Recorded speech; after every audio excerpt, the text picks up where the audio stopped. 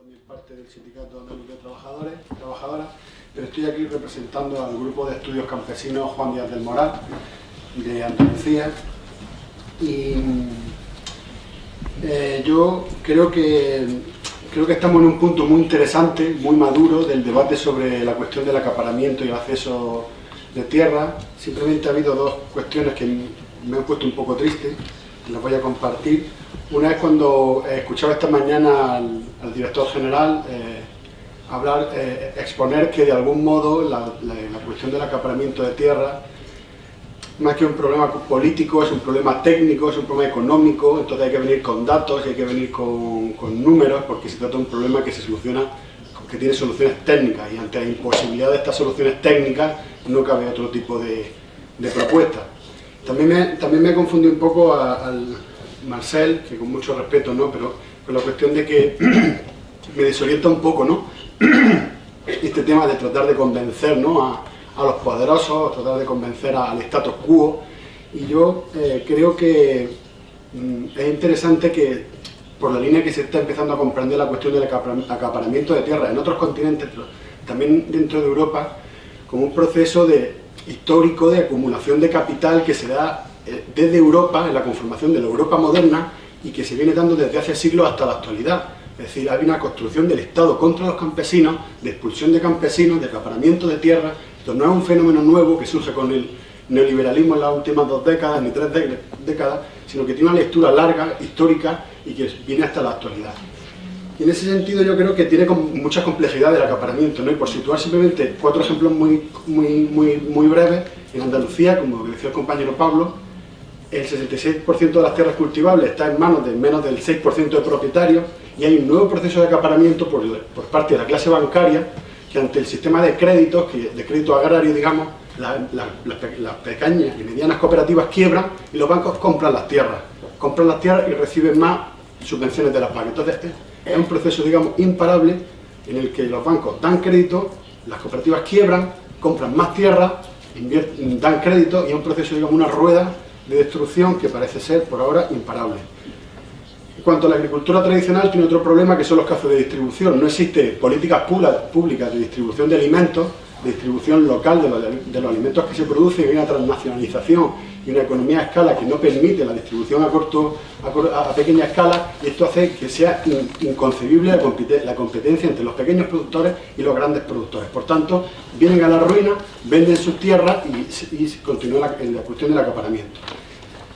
En cuanto a la cuestión del agronegocio, ¿no?, del tema de Almería y de Huelva, del agronegocio en Andalucía, existe un acaparamiento que es también el de recursos naturales, en los que en Almería, por ejemplo, no hay grandes extensiones de tierra, pero se acaparan elementos fundamentales como son las semillas. Se acaparan las semillas, se acaparan los biofertilizantes, hay una mercantilización y privatización de las semillas también en Europa, que es un proceso también violento al que tenemos que aprender o saber cómo enfrentarlo, ¿no?, a este acaparamiento de las semillas. Y también el acaparamiento de la distribución, o sea, hay un acaparamiento de los inputs y los outputs. Entonces controlan, digamos, las grandes corporaciones controlan de manera férrea todo el proceso de producción agraria, y creo que esto es también, debe entrar dentro de lo que consideramos el acaparamiento de la producción agraria. En cuanto al cuarto ejemplo, el tema de la tierra pública, de la propuesta que se hace de Banco de Tierra Pública. En Andalucía es muy evidente, hay un caso que es muy triste, que es el de la ley de 1984, que debido a las movilizaciones populares y jornaleras que desde el sindicato y otros grupos agrarios, movimientos sociales, se hacía por la reforma agraria, unas grandes movilizaciones durante todos los años 70, que formaron parte de los movimientos contra la dictadura, y durante los años 80 el gobierno del Partido Socialista lanza una propuesta de reforma agraria por la cual se crea el IARA, que es el Instituto Andaluz de Reforma Agraria, y se compran tierras. ¿Qué sucede? Se compran tierras de mala calidad a latifundistas a un precio altísimo, no se reparten, y hoy con la privatización del Estado lo que hacen es venderse esas mismas fincas a precios muy bajos a los mismos latifundistas. Entonces estamos ante un juego de respuestas que solo se dan ante un contexto de movilización. Entonces, en este sentido, y ya por cerrar un poco,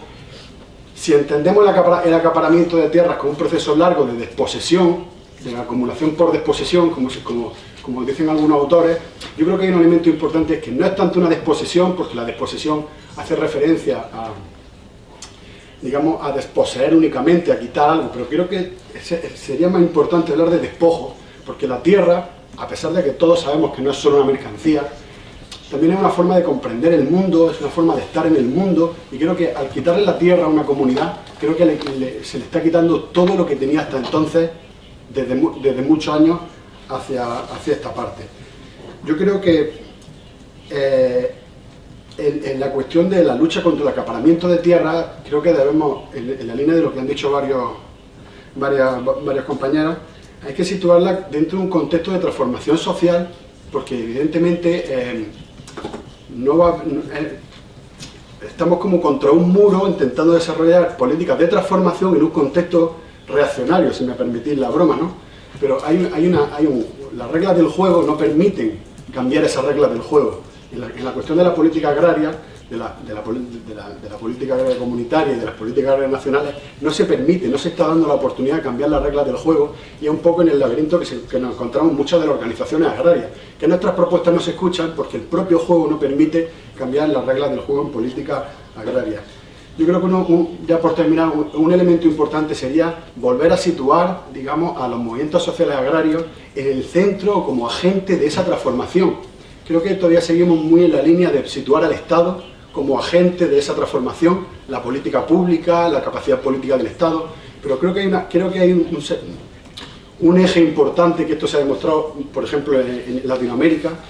Hay una dimensión de esa transformación que se da desde abajo, que se da desde las luchas sociales, populares, por la tierra, por las semillas, por la soberanía alimentaria, que debe de converger con las políticas públicas. Creo que no podemos centrarnos solo en el papel del Estado y el papel de las políticas, sino saber entrelazarlo con esas luchas que se dan desde abajo. Y creo que también tenemos que empezar a comprender la capacidad que tienen los movimientos para democratizar el mundo rural, pero no solamente para democratizar en el sentido de la democracia liberal, sino para generar una democracia ecológica, por su comprensión campesina del medio, por su comprensión campesina de los recursos naturales, una democracia que tenga otros valores de género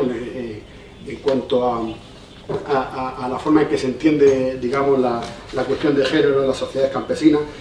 sin romantizar ni mucho menos, ni caer en cuestiones de tipo. Y sobre todo, por cerrar el círculo, más que intentar conquistar la opinión de los poderosos o traernos los poderosos a nuestro terreno, creo que sería importante, en foros como este, ¿no?, tratar de conquistar el consenso social, construir consensos fuertes por los que la sociedad entienda que la propuesta de los campesinos, que la propuesta agraria, no es una propuesta sectorial, es un discurso, digamos, total, que puede dar soluciones a muchas de las crisis actuales que vivimos, como la crisis ecológica, la crisis política, la crisis económica. Sí hay una transformación de base del modelo agrario y del modelo que tenemos de vida, que evidentemente es finito, pero esta propuesta tiene que terminar de despegar, ¿no? Y yo creo que conseguir esos consensos sociales en la sociedad por parte de estos foros, creo que sería uno de los ejes fundamentales. Muchas gracias.